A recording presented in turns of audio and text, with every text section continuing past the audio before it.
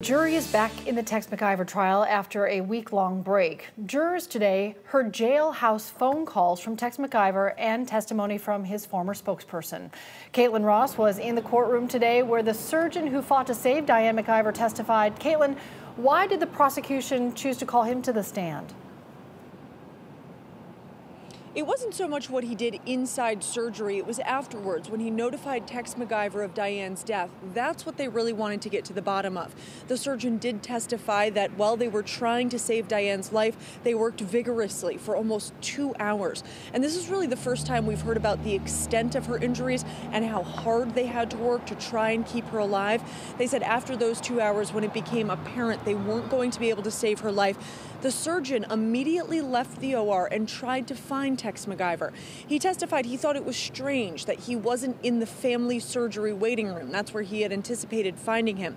After he found him later on downstairs in the hospital, he says he was rude and dismissive to the other doctor he was with as soon as they tried to notify him of Diane's death.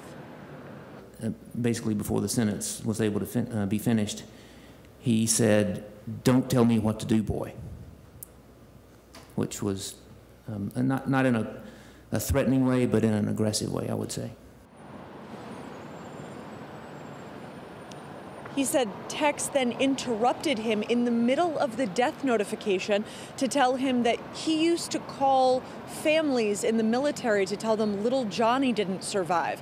The surgeon said he thought that was strange and bizarre behavior, and it didn't match up with someone who he thought would be grieving at the time of that death notice.